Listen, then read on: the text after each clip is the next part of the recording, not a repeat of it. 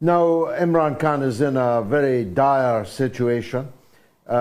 He's being held in prison. What they have in mind for Prime Minister Khan?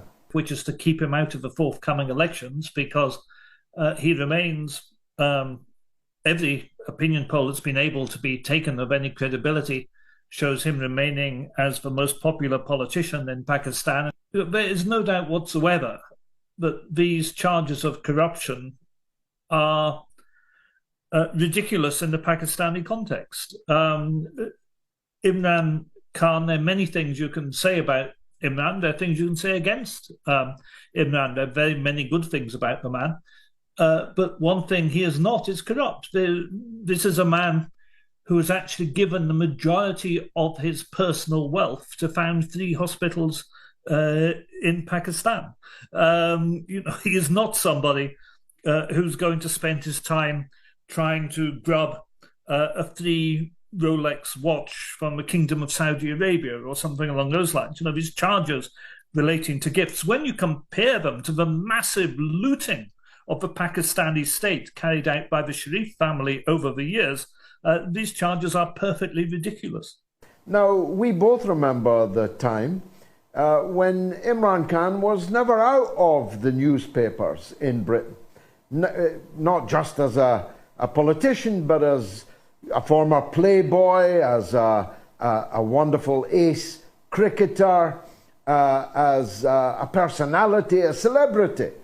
And yet here he is now in prison on trumped-up charges. The United States had given to getting rid of Imran Khan. And of course, we have to remember why. He not only campaigned against drone operations in Pakistan, he stopped drone operations in Pakistan, and he stopped American military operating out of Pakistan.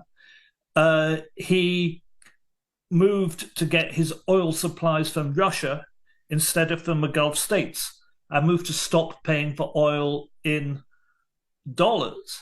He refused to back motions at the United Nations supporting the United States position on Ukraine.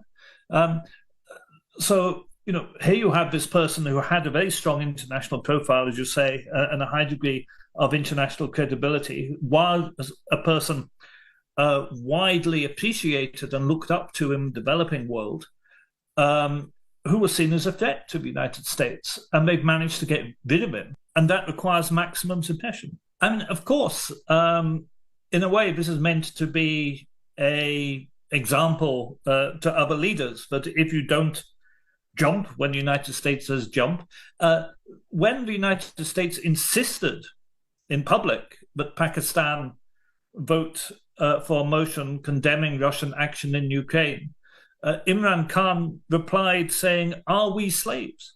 Are we slaves?"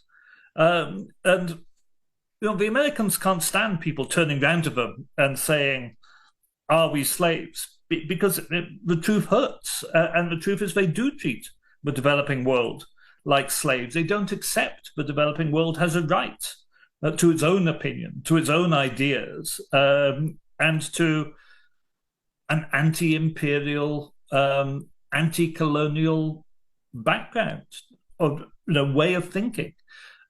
So I think there are deep lessons here in the treatment of Imran Khan.